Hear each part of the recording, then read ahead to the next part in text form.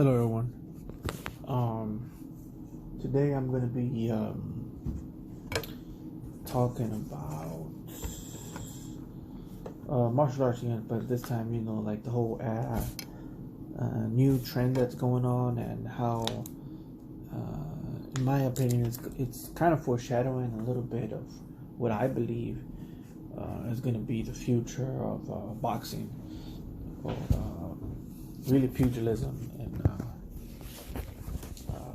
in general, right? And I'm sorry if I mess up on some of these names. And if you hear stuff in the background, I'm not actually just sitting down. I am sitting down, but I'm not just like recording this. I'm also drawing and working on some stuff that I will show you guys in the future.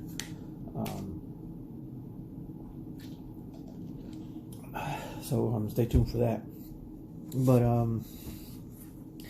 what I want to talk about is what happened in this last weekend with Jake Paul and Tyrell Woodley. And I hope I'm pronouncing both of their names right. I know I get confused with Jake Paul and Logan Paul sometimes. I don't know why, they don't even look alike, but yeah. But anyways, I know it's Jake Paul, and his last fight against Tyrell Woodley, and I saw the fight, and it was pretty, I guess you could say it was pretty exciting, and it's pretty much, it's just like a fight, and it was very entertaining in my opinion. Going into the fight, if you saw my last video, I did make somewhat of a prediction, but it wasn't really a prediction. It was like more like a statement of what I thought was going on. But I said that if Tyrell could find that fire inside of him, he could win the fight. But the reason they got him is because he was a sure win for Jake Paul. You gotta understand, like, Jake Paul right now, he's with a company that knows boxing, right? And they know what they're gonna invest in. They're not just gonna invest in anybody. They know how to set up fights and how to build fighters, and how to make money of a fighter. Even if the fighter isn't that good, anybody that does it for long enough starts becoming good at something. So anybody out there, if they want to start fighting or anything like that, I mean, there is a certain level of athleticism that you need. But if you got athletic ability, all you have to do is keep doing it. Keep either sparring or just fighting in general, and you are going to get you're going to get good at it. It's like everything else in life. The more you practice it, the more you apply it, and it doesn't even have to be intense. Just as long as you're doing it, day by day, even if it's just for a little bit of time and not as intense, eventually, you're going to get good at it. Like, you got to look at some of these some of these Russian gyms, and even some of these Chinese gyms or Muay Thai gyms. They have a different mentality than we have here in the US. They don't go for intensity all the time like the way we do. Like, we go to the gym and we want to just do everything in front of us. We want to do weights, we want to run, we want to destroy the gym in one night. But the mentality in most of these other places is, easy does it, and steady wins the race. So you go slow, you take it easy, and you do 3 a day, sometimes even 4 days. Of course, at the end of the day, you're going to be tired, and it's not going to be as intense as an American workout, but you are going to develop this kind of like farmer strength that's based around martial arts or whatever it is, whatever martial arts you're practicing. So yeah, this is kind of what Showtime is doing with Jake Paul. They're putting him in there, and they see the talent. They see that he has certain things that they could make money off of, but they're not gonna put him in there with the big dogs just yet. They're going to, kind of let him build up that farmer strength through experience, of course, and through battles, but not as the level of intensity that's going to hurt him or anything like that. So what I'm trying to say by this is that this whole thing was planned, right, for Jake Paul to win. From the beginning, they wanted Jake Paul to win. So Tyrell was going to have to knock out Jake Paul if he wanted to win this fight. Tyrell didn't do that good at all. Well, he did okay, but he didn't have a lot of icebreakers. Well, I call them icebreakers. So icebreakers is when there's a stalemate between two fighters, the one with the most icebreakers is the one that's going to get off more punches. And it seemed to me like Tyrell didn't have any of those. He just knew how to fight while he was already within the fight. But to get to the fight, I don't know if I'm explaining myself, but to get to the zone where he's interacting, he didn't know how to get there. And with a guy that's lankier than him, like Jake Paul, that's not a good thing because you're on the outside. He's going to be on the outside. You're going to be trying to get in, but if you don't have any icebreakers, then you're not going to do anything. You're just going to be standing around and waiting. The big tell from that was when he started shaking his body, kind of like trying to faint in. And that was a big tell for me. That was he doesn't really know how to. He wants to fight, but he doesn't know how to start the engagement. They're kind of like in a stalemate. And Jake Paul had a lot more of those during the fight. And that's why I believe he really won the fight. Now, there was a what I believe was a knockdown, or anybody else, it would have been a knockdown. If let's put it like this: if Tyrell would have gone to the ropes the way Jake Paul did, they would have called it a knockout. Because, like I said, I do believe that this fight was set up for Jake Paul to win. They're trying to build them up. They're trying to make money off him. If Tyrell would have won, that wouldn't have been good for Showtime, or for what they're planning to do with this whole new era of pugilism, which is what I think is going to be happening in the future. It's going to be, this. So there's always stuff that changes when it comes to fighting, right? Fighting has always gone through big changes. Now, you could go to different countries, and you could go to the beginning, even the beginning of boxing itself. It wasn't as pretty or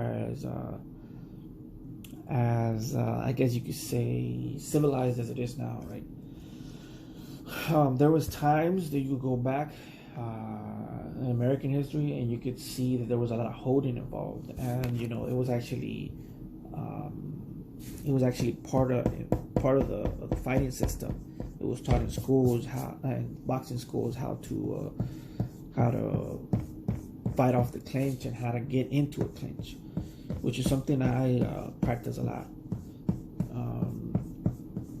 A lot of boxing schools don't teach that anymore because it's not required.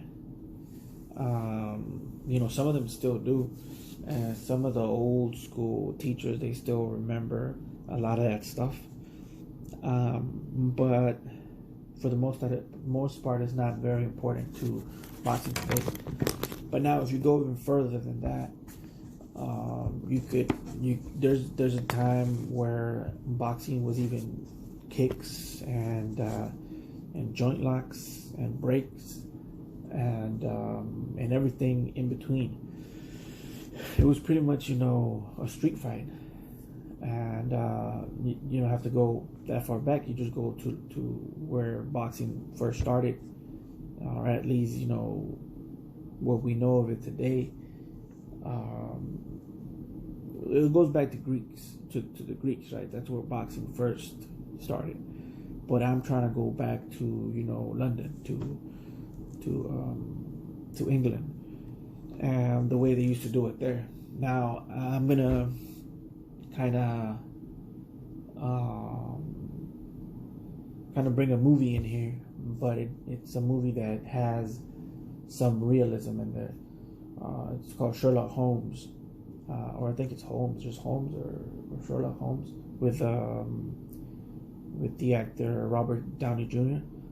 And there's a fight scene where they're fighting, and you can see them use kicks in there and punches and stuff like that. So that's pretty much what boxing was at the beginning. It was very, the rules weren't as clear. You were able to kick, you were able to punch, and you were able to use elbows, headbutts, headlocks, joint locks, break whatever you can, and whatever you could grab, right? And there was a lot of techniques involved with that, like wrestling and boxing was two things together, and the wrestling that was used was more similar to catch as catch can, or I think it's catch as catch can, or not catch wrestling, but catch, like you grab a wrist and you break the wrist, right? You grab an ankle, you twist the ankle, you break the ankle. A lot of the stuff there is actually illegal in a lot of these sports. It was allowed in old England. So that's how pugilism was back then.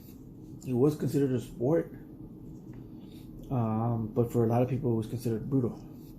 So that's when they started changing the rules, and that's when the Queensberry, I think it's called Queensberry rules, started coming in. And they started separating wrestling from the fight game, and boxing. They started going to separate ways, and kicks were kind of even irrelevant, and they were separated maybe into like Dutch boxing or something like that, and so that's what happened. That's how it started. That's how it was separated. And there's various stories and various ways of looking at it, but that's how it was. Almost, kind of, that's how it was. And now you come back to today, there's not a lot of holding involved, even though, some fighters use it to their advantage. And now we're starting to go back into mixing up again. So history repeats itself, even in fighting and in pugilism. We're starting to, the people are starting to want this mix of styles of mixing the two things together to see, who's the best, and humans have been like that throughout history, even before the period that I was talking about right now. You'd go back to the Roman times, and the gladiators, would fight to see who was who was the best, right? And the best thing that they like to do was, compare styles, right? So they would have a lanky fighter, who usually was an African fighter, they would give him like a spear and a net, and I forgot the names of the types, but and then they would have a more stocky built, more short stocky built type of guy, and he would have a sword and I think a shield or an arm, like a armored arm or something like that, and they would see who would win out of the two, and they like these kind of combative style clashes, which was what I was talking about last time. Martial arts has always been about style clashes, and humans have always liked to watch these style clashes. So moving forward, I feel like a lot of these gimmicky fights are going to start getting more and more popular, and it's not going. The fight game is going to be changed a lot, in my opinion. I know a lot of people say, "Oh, I'm done with the whole gimmicky stuff." I don't think the world is done. Maybe you're done, but I don't think the world is done with it. I think before the U.S. even hit it, when it gets to the U.S., that's when it starts to explode, right? But before it gets to the U.S., it always hits Asia first, right? It hits Asia first, right? It hits Asia first, and then once it hits Asia, it kind of leaves for a little bit, and then it comes back, and then it hits the U.S. And once it hits the U.S., that's when it starts to blow up. That's when it starts to be noticed by a lot more people. So, like I said, this has been going on. I'm gonna say for about 6 years, probably longer than 6 years in the Asian world, where they like to see these clashes, and from different martial arts, and it creates for really good fights, right? I think it's more than 6 years. I think since the 90s, it's been going on, to where they in Asia, in Thailand, they have a lot of these clashes between kickboxers and Muay Thai guys, just to see what would happen. And believe it or not, these fights changed the game for the better, for certain arts, right? I know for Muay Thai, it's gotten a lot better. Kickboxing, I don't know if it did, but I know Muay Thai, ever since they had I think they had a clash with a kickboxer or two kickboxers. They realized how in the first rounds, these kickboxers would overwhelm these Thai boxers with a lot of their footwork. And now, fast forward to today, you got guys like I forgot their names, but Senshai. There's a guy called Senshai or something like that. His footwork is amazing, right? And he has a lot of movements that are very boxing-like. So what I want to say by this part that I'm talking about right here is, whatever martial arts is involved in this is going to get better if they take it the right way. If they take it the wrong way, they might get stuck in the past. So, you could probably say maybe kickboxing got stuck a little bit in the past, and Muay Thai kind of moved a little bit along to the future.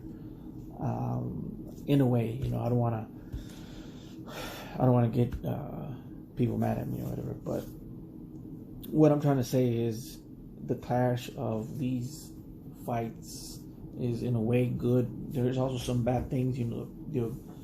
The purists may not like it. But at the same time, what's pure to you may not originally have been pure to begin with. Like I said, there was a lot of these boxing stuff. They used to have a lot of grappling involved in it. But having said that, I feel like the best way to describe the future of boxing, okay, the reason so a lot of people hate Jake Paul, right? A lot of people hate that he's loud or whatever, and that he's cocky, and stuff like that, right? Now, I'm not a fan of Jake Paul, and I get why some people are mad at him. They feel like that he's corrupt in the sport, in a way. I feel like he's bringing more names to the sport. But what people should realize about this is that Jake Paul is not that bad for the sport. Right? He's bringing more people to the sport. He's bringing a lot more notoriety to the sport. He's making people realize that you could do it as long as you keep doing it. As long as you're consistent and you keep practicing, you could become good at this stuff. So he's good in a lot of ways, right? But the other thing he's good at, and this is going to be a little controversial, but he's taken away the middleman. What I mean is he's taking away the guy in the middle. He's giving him less power, right? This is something Mayweather started. So Mayweather, he was the one that dictated, how his fights were going to go. And promoters, kind of hate him a little bit because of that.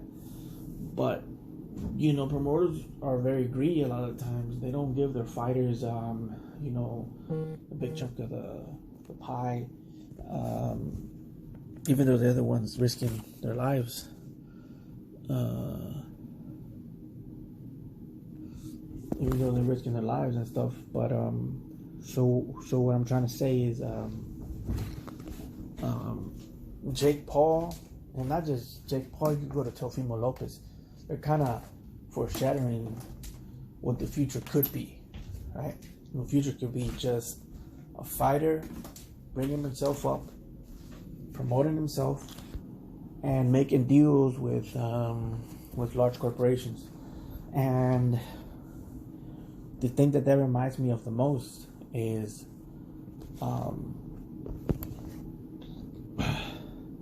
a anime called Kengan Ashura. Is it Kengan Ashura? Yeah, I think.